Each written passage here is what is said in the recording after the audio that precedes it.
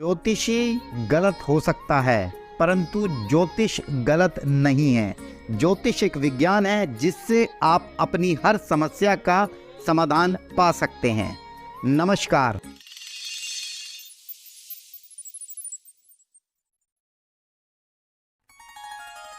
आइए जानते हैं व्रत और त्योहार। 28 मई से 4 जून माँ धूमावती जयंती 28 मई को इस बार पड़ रही है। माँ धूमावती 10 महाविद्याओं में सप्तम महाविद्या है, जो धूमावती माँ का स्वरूप है। इसकी आप इस दिन पूजा करें, माँ को नमकीन का भोग लगाएं, माँ का पूजन अर्चन करें, तिल के तेल का दीपक माँ के सामने जलाएं, आपको अत्यधिक लाभ प्राप्त होगा। ध्यान रहे, सौभाग्यवती और सुहागन औरतें माँ की पूजा से बचें। 29 मई को महेश नवमी है। महेश नवमी के दिन प्रातःकाल ब्रह्म मुहूर्त में उठकर स्नान इत्यादि करके शिव भगवान को जल अर्पित करें। साथ में थोड़े कच्चे चावल और दही से भगवान शिव का अभिषेक करें, अत्यधिक लाभ प्राप्त होगा। 30 मई के दिन गंगा दशहरा पड़ रहा है। इस दिन गंगा स्नान का अत्यधिक महत्व बताया गया है। अगर आप गंगा जी के घाट पर जाकर स्नान कर सकें तो बहुत अच्छा है, और अगर आप गंगा जी के घाट पर स्नान नहीं कर पा रहे हैं तो आप अपने घर में भी गंगा जल से स्नान कर सकते हैं। यदि इतनी मात्रा में गंगा जल ना हो तो एक सूखी बाल्टी में पहले एक ढक्कन गंगा जल का डालें और बाद में उसमें नॉर्मल पानी भरकर उससे स्नान किया जा सकता है। 31 मई को माँ गायत्री जयंती है। माँ गायत्री का पूजन अनुष्ठान करें, गायत्री मंत्र का जाप करें, लाभ प्राप्त होगा। 31 मई को ही निर्जला एकादशी भी पड़ रही है, तो इस दिन जल का दान का बहुत अत्यधिक महत्व बताया गया है।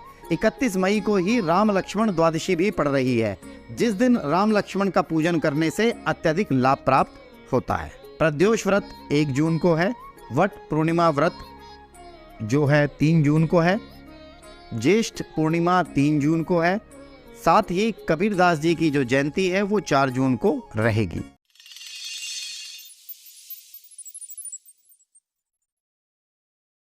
धनु राशि 29 मई से 4 जून, दिन सोमवार से रविवार। बात करें तो 31 मई, 1 और 2 जून जातक के लिए शुभ होने वाली है, जातक के लिए अच्छी होंगी, या ये कहें कि जातक जो भी कार्य करेगा उसमें जातक को सफलता मिलेगी। जबकि 3 और 4 जून जातक के लिए अशुभ तिथि हो सकती हैं, जहां जातक को सावधान रहने की आवश्यकता है। नए निवेश, नए कार्यों से बचने की आवश्यकता है। सप्ताह के आरंभ में आइए जानते हैं ग्रहों की स्थिति क्या बन रही है। शनि तृतीय भाव में कुंभ राशि के साथ विराजमान है। राहु, बुध और बृहस्पति मेष राशि के होकर पंचम भाव में विराजमान है। सूर्य वृषभ राशि के होकर छठे भाव में विराजमान है। शुक्र मिथुन राशि के होकर सप्तम भाव में विराजमान है। मंगल कर्क राशि के होकर छठे भाव में विराजमान है। चंद्रमा 9वें भाव में सिंह राशि के होकर विराजमान है। केतु तुला राशि के होकर 11वें भाव में विराजमान है। यहाँ पर केतु देवता आपको लाभ दिला सकते हैं, तथा तीसरे भाव के बैठे हुए शनि देवता और 11वें भाव में बैठे हुए केतु देवता का संयोग अत्यंत दुर्लभ है। ऐसे में व्यक्तियों को चाहिए, जातक को चाहिए कि वो अपने सीधे हाथ की कलाई पर पीली मोली बांध कर रखे, लाभ प्राप्त होगा। 29 मई को सरकारी विजय सूचक समय रहेगा। संपत्ति संबंधी कार्यों में आपके प्रयासों में वृद्धि होगी। ऑफिस व नौकरी से संबंधित हर छोटी मोटी बात आप गंभीरता से लेंगे। कहीं बाहर जाएं तो खान पान का विशेष ध्यान रखें। शत्रु व विरोधी लाख चाहकर भी आपका अहित नहीं कर पाएंगे। 30 और 31 को लाभ, मान, सम्मान, यश में वृद्धि होगी। आपकी चारों तरफ वाहवाही हो सकती है, प्रशंसा होगी। साथ ही किए गए कार्यों का फल भी आपको मिलेगा, अच्छा फल मिलेगा। 1 और 2 जून को मास की शुरुआत बहुत बढ़िया होगी, अच्छा रहेगा। शनि स्वयं की राशि में, कुंभ राशि में गोचरवश तृतीय भाव में है, जो आपके पराक्रम को भी बढ़ाएंगे। समय बेहतरीन होगा, बेहतरीन सफलताओं को देने वाला होगा। नए निवेश आपको लाभ देकर जाएंगे। 3 और 4 को कार्यों में लापरवाही व कोताही का परिणाम घातक हो सकता है।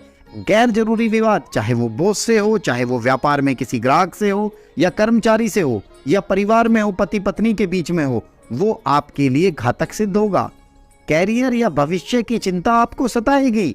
मानसिक परेशानी रह सकती है। सर दर्द, बदन दर्द, कमर दर्द का आपको सामना करना पड़ सकता है। आपकी कीमती वस्तु गुम हो सकती है या चोरी होने के चांसेस हैं। पारिवारिक जनों का सहयोग आपको प्राप्त नहीं होगा। कार्यों में व्यस्तता अधिक रहेगी। लाभ बहुत अधिक नहीं मिलेगा। बीमारियों की आशंका बढ़ी रहेगी। आप पर बीमारियों की आशंका हावी रहेगी। घर में आसपास साफ सफाई का विशेष ध्यान रखें। ऐसे में आप भगवान विष्णु को पीले फूलों की माला पहनाएं और हर बृहस्पतिवार को, गुरुवार को गायों को हरा चारा और गुड़ खिलाएं तो आपके लिए लाभप्रद होगा। तथा साथ ही आप केले के पेड़ पर जल चढ़ाएं, आपके लिए लाभप्रद होगा।